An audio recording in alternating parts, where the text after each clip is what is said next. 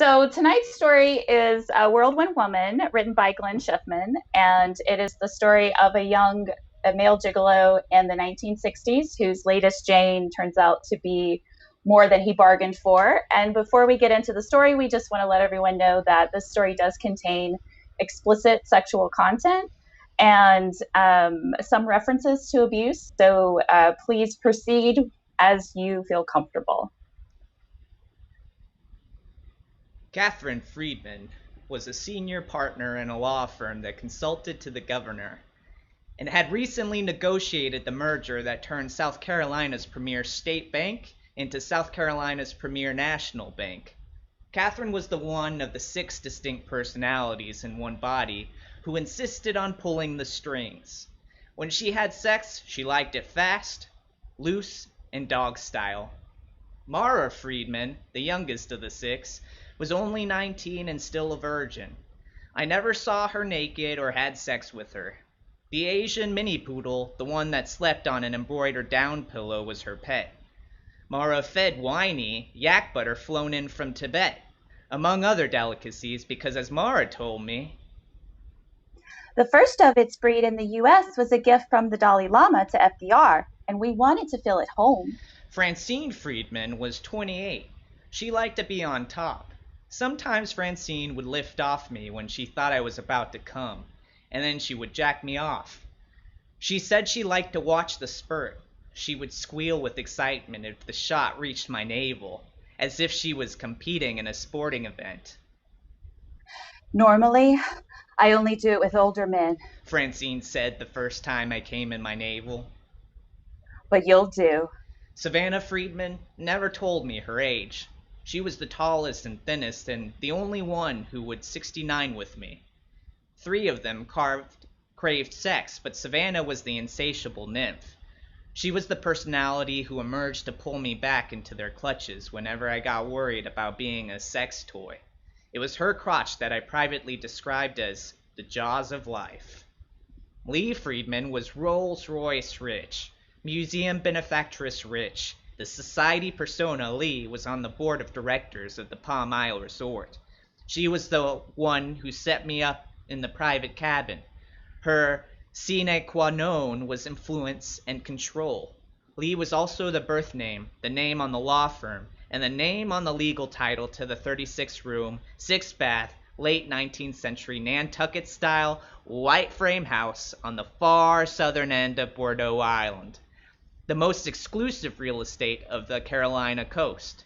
Lee's 6-acre estate, called Briarwood, was adjacent to a deer sanctuary on the west and was a very private quarter-mile from an estuary that separated it from North Bordeaux.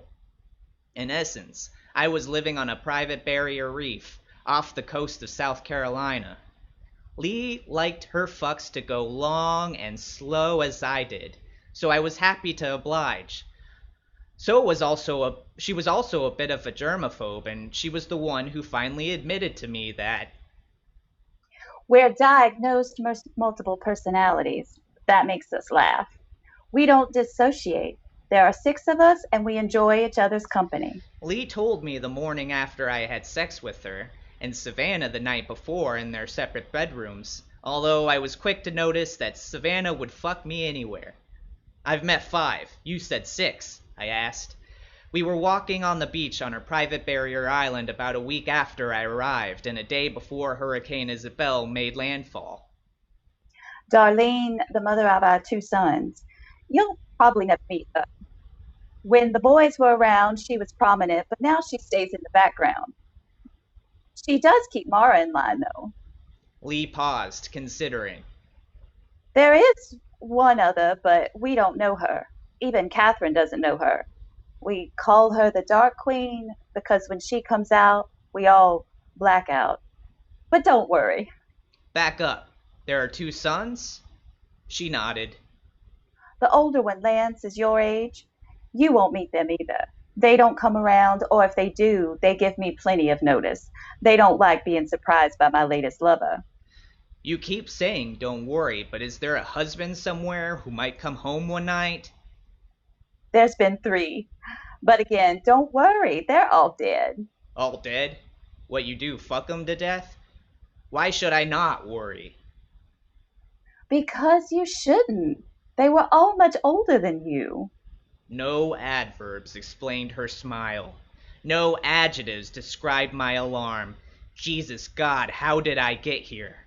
Lee heard my thoughts. Yes, that too. They all, in their one brain, had staggering psychic abilities. But though Catherine seemed to be the driving persona, the one in control when control was needed, Lee was the communicator. Silly boy, there's no way you wouldn't be here. I've had the Edgar Casey Society do your chart. We were Atlanteans together. Atlanteans, what's that? In Lemuria. In fact, we've had many lives together. We, me and you, or me and all of you? All of us, or none of us, or one of us, does it matter? By the way, I'm getting that you are a touch homophobic. We'll have to do something about that. Does it matter? To me it does. And who says I'm homophobic? You prefer a heteromyopic. Women turn me on, men don't. Don't protest too much. You may learn to enjoy it. Enjoy it? Hell's bells. You better not be implying that there's a man in there too. Could be. We call her the Dark Queen, but we don't know. I told you we black out. What have I missed describing? Oh yeah, I called them personas because they simply were not aspects of one personality. Even though the occupied one human body, they were separate individuals with different body shapes, different levels of intelligence, different tastes in clothes, makeup, perfume, and even books and foods. Yes, I said body shapes. There was a force in that woman who could shapeshift that body. If one personality emerged at any given moment, the body would literally get shorter or taller, breasts thinner or heavier. The face would change to match the age, and the voice to match its character. It was unnerving, enchanting, spellbinding witchcraft. Lee's body was the shapeliest. Catherine's was about 10 pounds heavier than Lee. Francine had the largest breasts and the shortest stature. Savannah was the tallest and thinnest. Mara, the 19-year-old whose shape-shifted body I never saw naked, was the one who told me that their hair color, dark brown, never changed. On the south wall of Mara's bedroom, they all had their own bedrooms, was a large portrait baroquely framed of a heavy-set young woman. Who's that? I had to ask, thinking it was a former resident. That's my mother, Darlene, Was Mara's surprised answer. can't you tell? Oh my God, I thought. One person thinks another person is her mother, which then made me wonder if the suns are real. There's an adage I subscribe to. It's better to know where we are going and not why than it is to know why we are going and not where. How I ended up in the home of an heiress with 6 personalities or personas, since her personalities did not disassociate, was because I knew neither why nor where I was headed. I'd been a male prostitute in New Orleans. I was hoping in Charleston that I wouldn't have to make a living that way, but the best laid plans. I had escaped New Orleans for South Carolina and the home of my Uncle Joe 5 months earlier. I'd been ripped off at gunpoint in a parking lot in the French Quarter. I was lucky the mug didn't get all my stash. I had enough money for a Greyhound to Charleston, plus a lunch along the way. I needed money, and I was hoping Joe would lend me some. I found Uncle Joe and his 3rd wife living on Palm Isle, north of the harbor. Well, I'll be damned if it ain't my long-lost nephew! Uncle Joe welcomed me warmly from the open door of his red brick and white porticus home. You're tall! Tall like your Grandpa Sullivan! Taller by a head! Then Wendell! Where'd you get that muscle? Your arms are like Popeye! Aunt Dorothy, Wendell's mother, and Uncle Joe had been divorced 15 years. I took it as a good sign Joe knew Wendell was shorter than me. It meant they kept in touch. I lift weights when I can. Damn! I guess, well, come in! Heidi! Heidi Ann, come meet my nephew! Heidi Ann got up from a couch in the living room and walked toward me, and as our hands softly touched, Our eyes locked and my heart skipped and skipped again. Heidi Ann was blonde and so blue-eyed that looking into them made me giddy, distorted like vertigo must feel. My ears were buzzing, my heart was in my throat, my tongue was so thick it affected my breathing, and my face was so flushed it burned. "Heidi Ann, why don't you call the club and tell them we'll be 3 for dinner?" Uncle Joe said rather forcefully. Heidi Ann unlocked her eyes and nodded at her husband. Uncle Joe had made a chunk of money in his 50-plus years, and not all of it, I'm sure, was legit. After a downstairs tour of the house that included stopping at the wet bar, a billiards table, and a classical pinball machine, we sat on the back veranda that overlooked the marina, where their brand-new ferry swordsman was docked. Heidi Ann brought beers, and I told them some of my story from Mother's death to New Orleans to South Carolina, omitting, of course, I had been ripped off and run out of New Orleans at gunpoint by a pimp. Uncle Joe knew that I was a bastard, that I had been adopted out of an orphanage at age 12 by Marion, a wealthy widow. What Joe didn't know was that up until age 16, Marion was a bit of a perv and liked taking baths with me and giving me massages. Then George Joe's older brother had married Marion to get his hands on her money. At that point, I was sent to a prep school. 2 years later, the day after I graduated, Marion committed suicide. I need to buy a car and get back north. I get a monthly check doled out by Marion's estate that George can't touch. If you could loan me $1,000, I'll pay you back the 1st of May. Why had I reached out to Uncle Joe? I was gambling Joe would get implacable pleasure doing anything that pissed off George. I was half right. "Wall, I could do that, but I'd have to charge you interest. The be in the business I'm in." He put up his hand before I could interrupt. "Or I could do you one better and find you a job. With your muscle, you could easy carry an 80-pound bag 36 holes. Then, by the 1st, you'll have your trust allowance and some extra, and I'll help you buy a fine ride. That being the business I'm in, you could stay here in the basement room until then." Oh, did I mention the year was 1964? $1,000 would buy me a very fine ride, perhaps a used Trans Am, one I would sell up north for a profit. The next day, Uncle Joe arranged a job for me as a caddy at a golf resort on Palm Isle, where he and Heidi were members.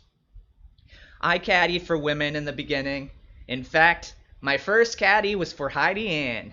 After walking just 18 holes with Heidi and her friends, I learned that membership cost $20,000 a year, 30 for couples, and that Heidi Ann, who in her mid-30s was 20 years younger than Uncle Joe, had 2 years before then been a hostess at the club. Can someone say gold digger? Within weeks, I was caddying for all of Heidi Ann's lunch club friends, bridge club friends, Clemson friends, and Pi Phi alumni friends. Around May 1st, as I was about to get my allowance check and buy a car, Heidi and Joe, so I thought, pulled some strings and I was offered residence in one of the resort's cabins that was reserved for staff. It was a lone cabin accessible from the parking lot via a hedgerow that concealed easy access. Rent was only $100 a month, and I was already eating at least one meal a day out the back door of the kitchen. Believe me, I caught a lot of grief from the other caddies and low-end personnel who wanted that cabin and who got passed over by me, the new guy, and a damn Yankee to boot.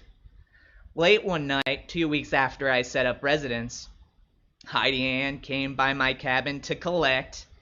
It was no surprise. All the signals were there. I was half expecting her. She was one of the reasons I decided to stay for a while.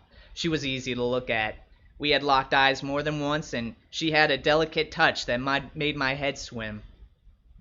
I don't know how much about auras or karma, only what I read in Pulp Fiction.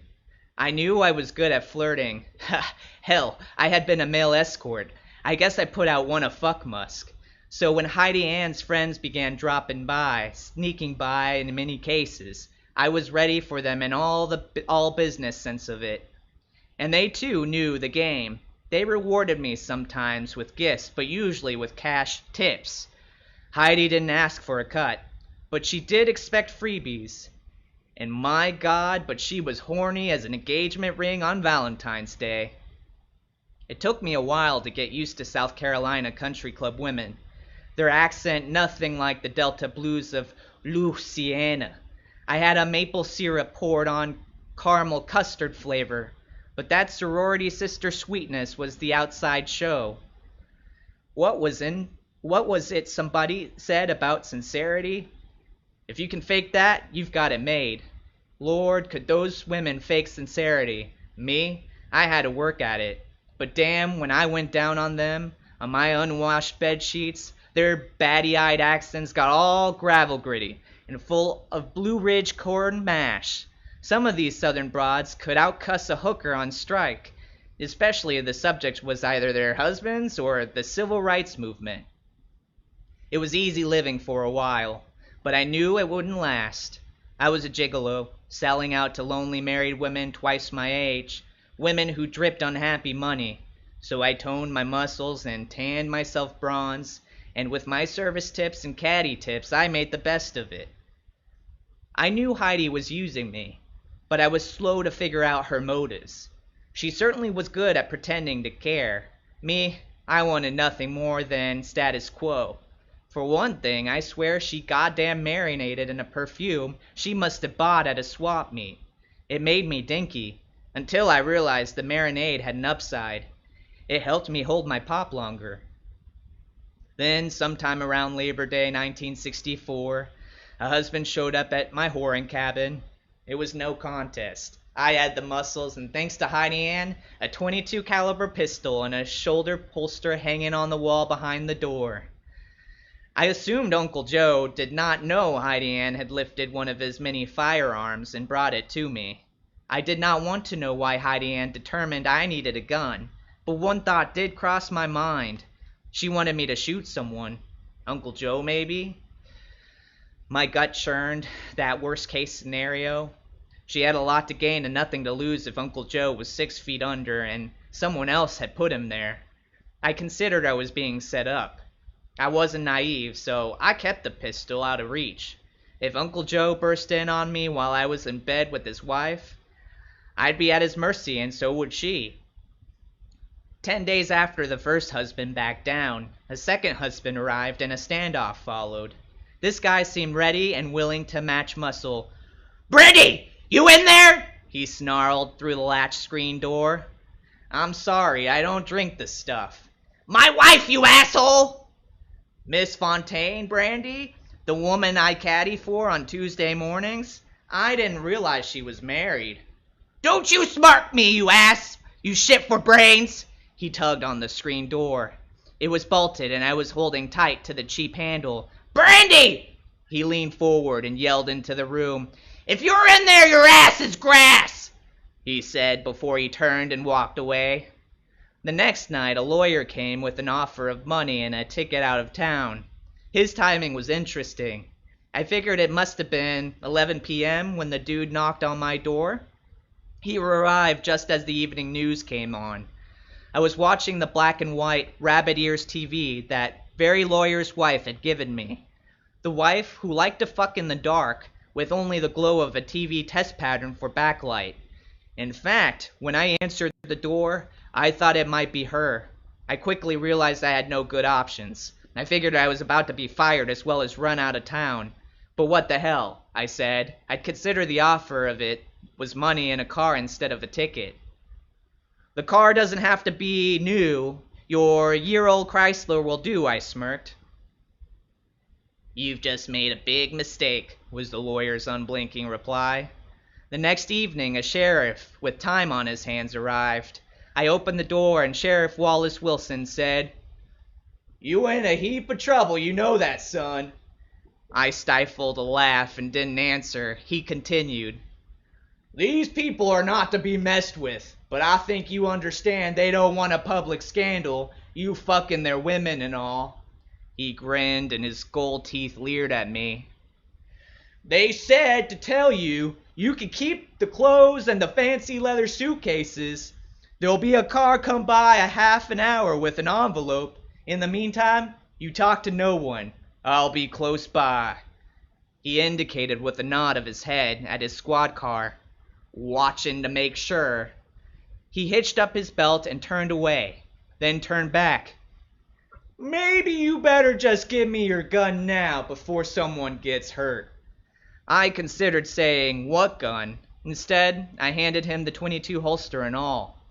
He accepted it without looking at it. Good boy. I hope you realize you're getting off easy. If I had my way, I'd throw you overboard 10 miles out and tell you to swim for it. The car was a yellow cab. The envelope didn't have money or a bus ticket. It had an address which I showed the driver. The destination, it turned out, was Lee's mansion on Bordeaux Isle, which brings us back to... There's a body on my beach. Lee was standing near the French doors that led out to the balcony of her cavernous, all-white bedroom. Her black negligee flinted silver from an outside light reflecting off macrame curtain glass. The negligee completed her like wings complete a butterfly. She had such bearing, she was like the object of a Victorian poem. The French doors were closed. It was still raining. 4 days it had been raining remnants of Tropical Storm Isabel, but the rain no longer sounded torrential. Her right hand held the receiver, her left the body of a pearl-white princess phone, the cord stringing out 20 feet across the white rug. Hello? Hello? Her voice was sharp, not worried about waking me. Damn, I thought I had him. She looked back, saw I was sitting up. I felt her look at the silhouette of my face and hair, then felt her look again at my chest, and my muscles shiny with salty sweat. I'm getting a dial tone. She murmured. Maybe the mainland. She dialed again after clicking the princess button several times. A long pause filled with anticipation, and then... Wallace, this is Lee Friedman. Yes, we're fine, thank you. Look, I know Bordeaux is not your jurisdiction, but I can't get through to my local police, and I thought you'd like to know that the storm has washed a body up on my beach. Yes, no doubt. You'll get hold of the local boys, won't you? Thank you. She cradled the phone and set it down, stood silent, looking out the French doors towards the Atlantic. It's dark and it's raining and the beach is 50 yards away. How can she see a body? She turned, looked this time at my face, as though reading my mind. Crooked her head to the right and smiled without parting her lips. Then left the pale light buffering through the glass. The shadow of her curves and the sway in her breast as she floated towards me made my cock stir. When I felt her warm breath by my ear and her nipples tickling mine, the stir became sturdy. Your perfume is amazing, I groaned when she touched me. $400 an ounce, it better be. You know, you have strong spirits protecting you, and they block most of your thoughts. But when you want me, your thoughts are very loud. Strong spirits, huh? I thought I'd left those behind me. Apparently they didn't get the message. Her left hand stroked me and her tongue licked at my ear. In less time than it took Mary Poppins to open her umbrella, I was hard as a Bobby's nightstick and ready to be straddled. So, Savannah Ha whispered. You can go back to sleep, or you can fuck me this time and then go back to sleep. Savannah's voice was summertime slow, with a southern drawl, and her tongue had a salt marsh drool that served her well in the right places. Savannah's breasts were smaller than Lee's, but Savannah was the sexiest, the loosest, the least inhibited of the shape-shifting six. How can I resist you, Savannah? I whispered, just as trimmed iliac curls tickled my nose. You're always wet. I awoke to an 8 a.m. chime and rain still drizzling, still dripping from the eaves. I crawled from the bed, stood, yawned, stretched, and checked my surroundings to see if anything was different, like I always do, wherever I am. It's a habit I learned in childhood. Lee's bedroom had artwork on all the walls. There was Tiffany lamps and a French armoire. There was even a new RCA color television set. One of the three in the house. One thing I noticed, there were no family photos. I strolled over to the French doors to check. In the gray drizzle, I could just make out the shoreline. There was something, a large dark shape on the white sand, but there was so much flotsam from the storm, I wouldn't have assumed it was a body. Good morning. You're up early. Lee's society voice said. Well, at least some of you. No bones about it, I said. It's still there, is it? The body? Of course, the body. You've been here 2 weeks and you still forget I can read your mind.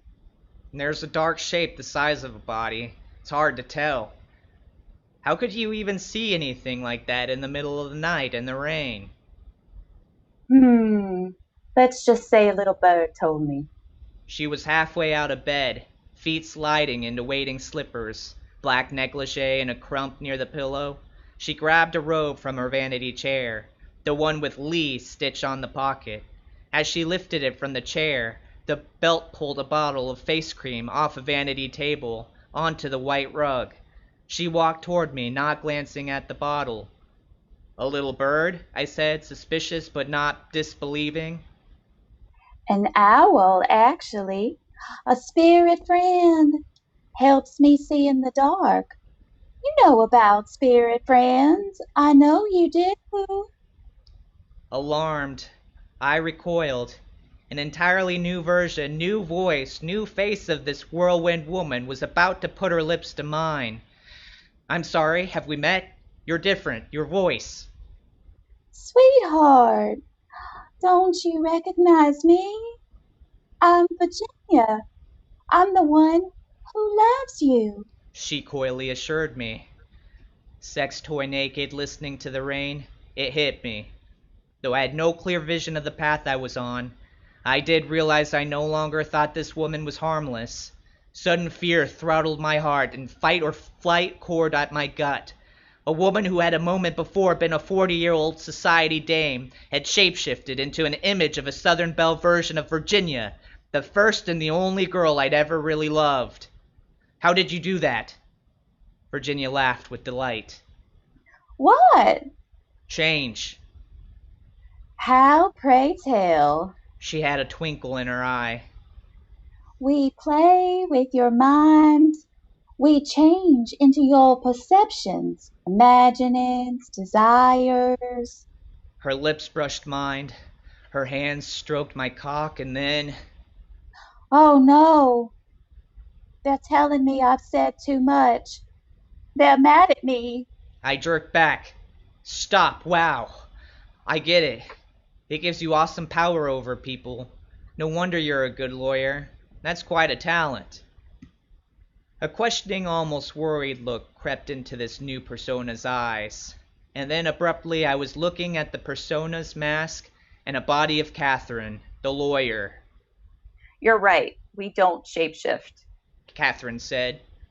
We make you think we do. We simply work with your expectation and with transference. We use that too. But that doesn't mean we're not separate personas with different self-images, which we can also project. I interrupted. But why Virginia? That's all in the past. We all agreed you need someone you truly loved. You still have unrequited love for her. You have to have a reason to want to stay. Savannah is the only one of us who likes the unemotional stud side of you.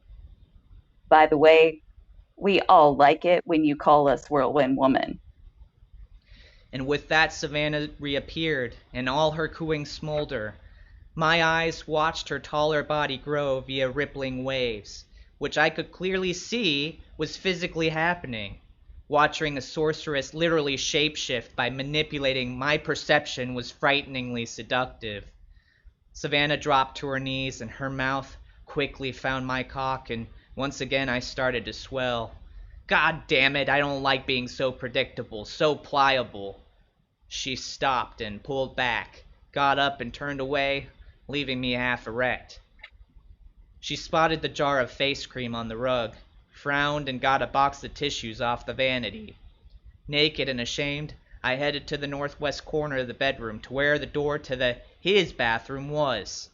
When I came out 15 minutes later, showered, shaved, teeth brushed, face and hand cologne drenched, a woman whose presence gave me the shivers was seated in one of the wingback chairs at the marble table, her back to me. She nodded for me to sit down. There were 2 scones, china cups and saucers, cream pitcher and sugar bowl, and a Wedgwood coffee pot on the table. Why do you have to leave New Orleans? She answered in a voice that was flat and unemotional and had no tone. Another voice that was new to me. New Orleans? Who said anything about New Orleans? I tried changing the subject.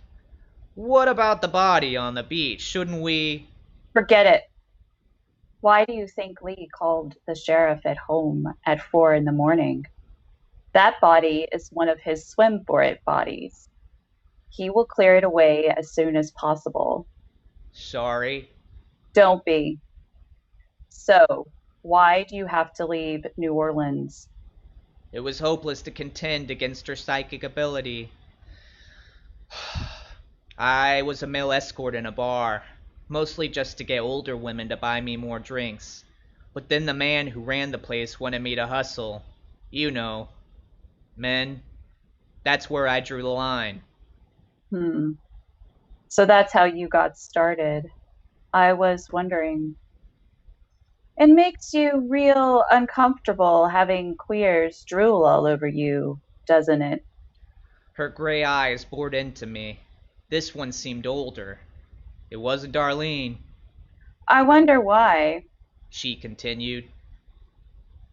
There must be something in your past you're hard blocking. Well, that's unfortunate. We have to resolve this. I can't have you costing me money. I know men who will pay $500 just to see you naked. Imagine what they pay for more. Once again, the gray eyes, even duller, dug at my eyes until I felt chills in my temples. Were you abused? Raped? She asked and then said, Oh, it was a priest. You were in the orphanage. she took a bite of scone. I'm going to order some weightlifting equipment. We have to keep you buff, and it will help you get past the last of your silly shame. You lost me, I stammered. What's going on here? She poured coffee in the tiny china cup and pushed it towards me. I reached for it and touched her finger. It felt ice cold. I eyed her. You know perfectly well what I'm talking about. Her gray eyes stare was hard, cold, distant, and disquieting.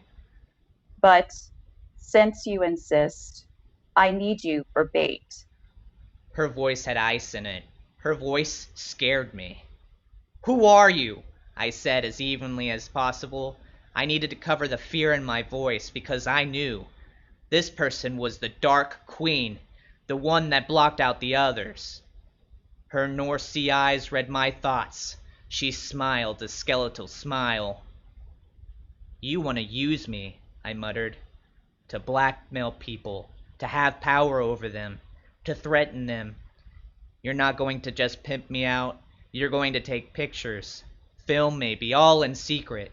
You're going to throw big parties, and I don't know. Next thing I'll end up on some room with some politician or banker. She shrugged. This is what I do. And I won't be allowed to leave, right? You won't want to leave. You will have money, clothes, sex, the good life. Wait a minute. I get the feeling there's whips and chains and leather. This is bullshit. No, I ain't gonna get my dick sucked or my ass cornholed or beat on someone so you can play games with people's lives. No. The answer is no. Well, in that case, The Dark Queen said. you can swim for it. The end. Good job, Jeremy. All Woo! right. All I forgot right. that we're talking afterward. That's why you guys see me Yes, use your staring. words. Use your words. Woo! Woo! If I slip into that voice, please forgive me. Oh, that was fun. That That was was so fun. much fun. Yeah, I enjoy doing those voices. And one of the things I really like about this story is that, nowadays we would call her dissociative identity disorder, but I like that that not all of her personas are evil. It's like his helpers and also his antagonist is the same woman. And anyway, I really appreciate that, especially the fact that she has this disorder. It's not completely vilifying her. It's just showing her complexity. Yeah, I also really liked the reveal. Like, it's so messed up that she's able to steal a character outside of herself that he knows outside of her. That is terrifying. Terrifying. That Yeah, was, ugh, moments for me. yeah, absolutely. She is one powerful woman. I can't wait to hear your recording with Glenn. Yes. So, unfortunately, due to COVID, we were unable to have Glenn here tonight for a live interview. However, we do have a recorded interview that we did with Glenn last week. So, if you're watching, don't be completely surprised when you see me wearing something a little bit different than what I'm wearing right now. So, without further ado, here is me interviewing our wonderful writer, Glenn Schiffman. Okay. Hi, Glenn. Can you hear me? I can hear you just fine. Yeah. Okay, great. Can you hear me? Okay. Yeah, I can hear you. I can hear you great. Thank you so much. Sorry for all of the back and forth, but thank you for sticking with it and helping us figure out how to make all of this work. So for everyone who's listening, we have where do I even start? Glenn is in Montana right now, and Jeremy and I are in Los Angeles. And we are watching Glenn on a Kindle and listening to him on the phone. And I have him on my phone on speaker. So it's like a bunch of cans happening right now. So if there's some weirdness on the audio, or if you get a little feedback, or some multiple feeds of Glenn or myself coming in, that is the reason why. Yeah. We just have to hope the cat doesn't bump the table and it all goes out, right? Oh, right, exactly. It's like a house of cards right now with technology. Well, we miss you down here in LA. For those who don't know, Glenn is a member, one of the high-ranking members of the writers group that Jeremy and I participate in, and he recently moved to Montana, and he is sorely, sorely missed. And so we are really, really pleased that we're able to connect with him and to show everybody your story and read everybody this wonderful story. So before we get into the questions, I just want to tell everybody a little bit about you, Glenn. So this is what Glenn says about himself. Glenn Schiffman drove a big rig for the entertainment industry from age 20 to age 40. From age 40 to age 50, he was a gigolo. And in his 50s, he found his spiritual path waiting for him and managed to acquire a BA in history, an MFA in creative writing, and a master's in spiritual psychology. In his 60s, he started writing his story. He's now 78, and he currently lives in Montana, where he writes, tells stories, and hangs out with his grandsons. So that is just a snippet of Glenn Schiffman in his life. You can't sum him up in 150 words, or in 150,000 words. I'll tell you, when I first came to Writers Group, and Glenn was giving notes on a piece, and he said something about, oh yeah, when I used to drive this limo for some high-end escorts, And then he lost me because I was like, oh my God, this guy's got the stories, and I want to know him, and this is where I'm supposed to be. So Glenn is fascinating. He's a wonderful writer, and we're so happy that he's here. Thank you. I'm happy to be here too, and I have been able to join the LA Studio City Writing Group by Zoom, and that's been a real joy. Oh, that's been wonderful. To reconnect with everybody. Yeah, absolutely. That is one thing that I've enjoyed about the quarantine and having the writers group on Zoom is being able to see the faces of people that we don't normally get to see. You and Alex, another member who hardly ever gets to come in person, has been able to join regularly. So there are some bright spots that are coming out of that. So Glenn, I wanted to ask you a couple of questions about your story. Jeremy and I are just in love with this story, and we had such a good time reading it. First of all, I would just like to know, what was the inspiration for this piece? The inspiration was, I wrote it down, but now I'm trying to think of it. That I had lived some of that life, and the second question leads into the first question, and I can answer the two together if you would. Oh yeah, sure. I was aware. I knew somebody that had that multiple personality, and it was a really difficult period of time in my life, and that person was very psychically powerful. So I really wanted to tell a story about that person, and since I had some, before I met my wife, I'd had some experience as a male escort. I put the two things together, the person with a multiple personality and the previous phase of my life. Mm-hmm. So. Oh, I love that. I love that her psychic ability is based on someone that you knew in real life, and that's one of the elements of that character / person of many personas that I really love, like that she is so layered in all the ways that she is layered. There are layers upon layers upon layers that are very, very powerful, and that comes through so well in the story that you like her many layers, and you are charmed by her many layers, but then you also realize that there's this very powerful, almost dark, and then very dark persona coming out, and it's very complex and really wonderful. And I think you handle that really, really well in this story.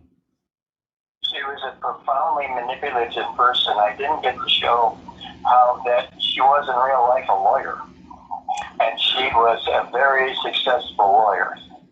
I think I did allude to that in the story. That was one of the personalities, but I mean, this is all one person, and she did not disassociate, except for the ice. I call her, I think, the Ice Queen, the real dark figure underneath, was the only one that would block all the others out. When she came out, the others didn't know what. They went into a coma kind of thing. Mm-hmm. Otherwise, she had 6 personalities that are very aware of each other, and they would flip back and forth as the situation called for it. Wow. It was really a fascinating person. Oh, I bet. But very manipulative and very, you don't want to spend a whole lot of time. Mm. You know, but she would wrap you up like a spider. Do you feel like writing this story helped you understand her more, or help you sort of understand your own experience with this person. Yeah. Yeah. Yeah, that's what I was trying to understand. Also, just how she used that power, because she could literally shapeshift. Well, nobody can do that, but she did was she played with other people's minds, and that's how psychically powerful she was. Is she would make you think that she had changed physical shape in addition to her personalities. Wow. I mean, you can watch her get taller, but it wasn't really happening, and that's what, it's a fascinating thing to figure that out, how she did that. Right. And it's like someone isn't, from here. It's hard to otherwise describe it, so. Right. Well, I think you do. It's also a fun story, because that part of it is fiction, and I mean, I'll answer some of that in the other questions. But it was a fun story to write. Oh, I bet. Yeah, and I feel that in the story. Like, I feel this energy of fun. Like, there's a lot of complexity and there's a lot of darkness in this story, but your main the speed at which your main character kind of goes through his telling of the story and shifting back and forth in time feels very energetic and full of fun, and I'm just, every time I read it I'm like, oh my god, where is this going? And it just kind of propels you forward in a very entertaining way. So I think I 100% agree with you. It's very much a very fun story. Do you have any writers that you feel like you write like, or creative influences that you feel came into this story? Into this story? Mm-hmm. Well, I tell you what, the Hunter Thompson is one of my influences, and Yale Doctorow is an influence. In terms of when I write, because I like to use places as characters, and events and history and historical times and that, and I'll blend that in. And then I have a certain, the Hunter Thompson is a certain, what's the right word? Not, well, it's a voice, yeah. It's a voice. Yeah, I have that. That's true. But I really have my own voice. And, yeah, I think it's hard to. I think the story is in my voice, really. I can't pinpoint a specific, any other writer that might have made me think about writing that way. So I read a lot, but I don't. And I like to cop phrases and things that really. But I'll change them around a little bit. It's easy to, it's easy to imitate without it sounding like you're imitating.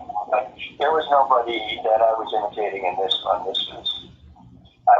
was exploring that character, and it just, the rest of the story filled in around it. Absolutely, and I think it works so well, and it is 100% your voice.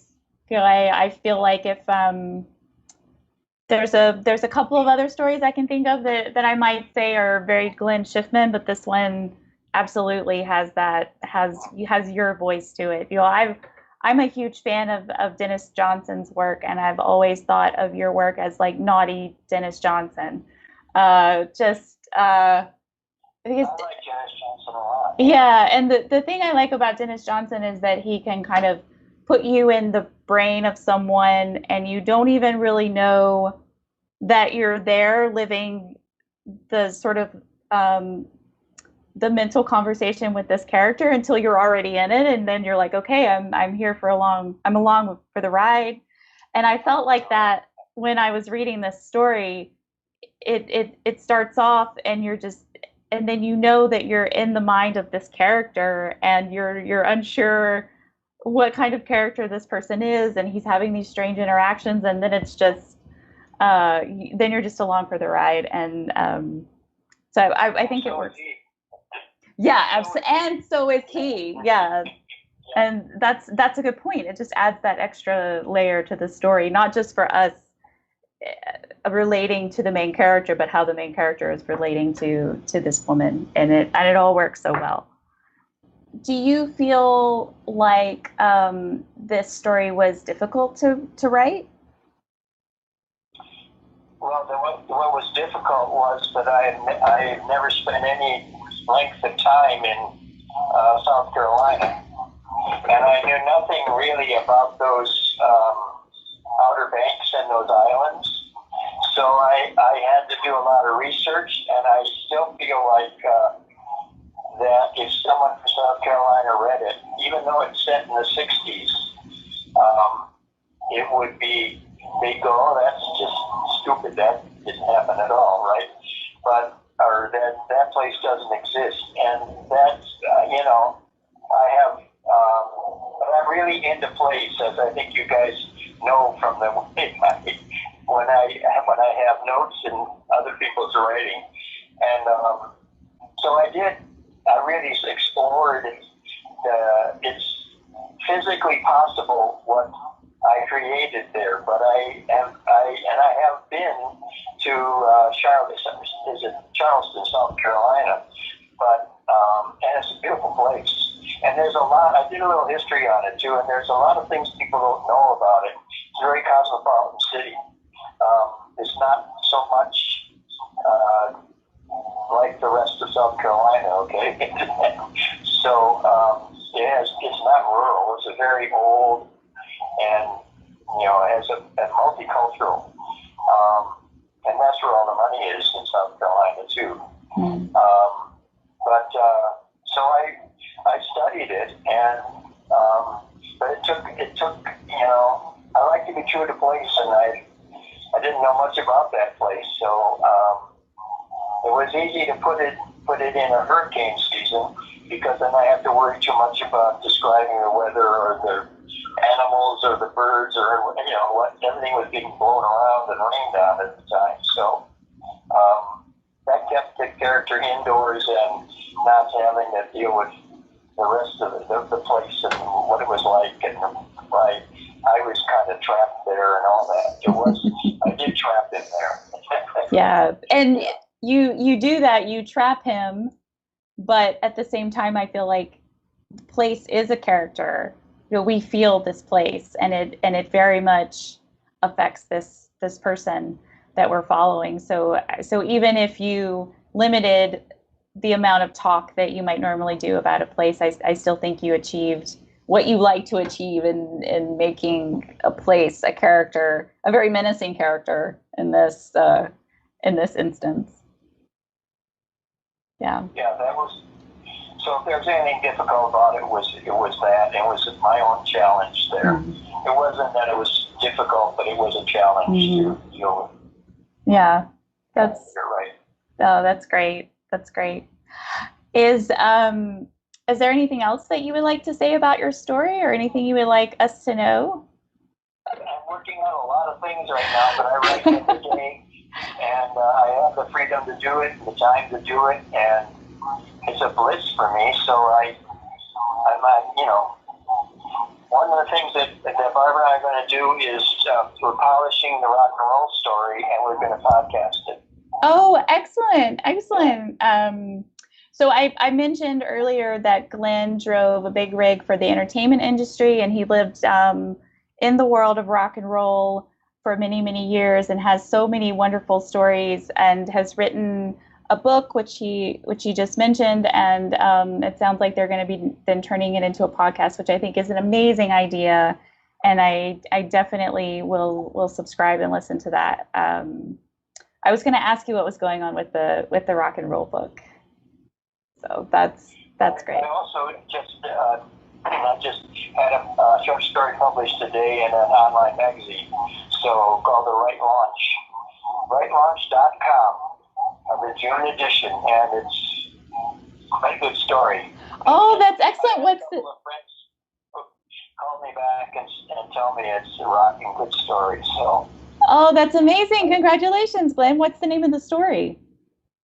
What color is yellow? What color is yellow in the, what is it? The red? The right, the Brite launch. The right launch, June edition. So we will make sure all of that information is on the YouTube channel and everywhere else so people can check it out. That is amazing, Glenn. I'm so happy for you. I can't wait to read it. Well, Glenn, thank you so much for taking the time to do this interview with us. We are so happy to include your story, and I'm so glad we were able to work out all the technical issues and Yeah. and get this interview going. All right. So thank you so much, Glenn, and we hopefully we'll see you soon.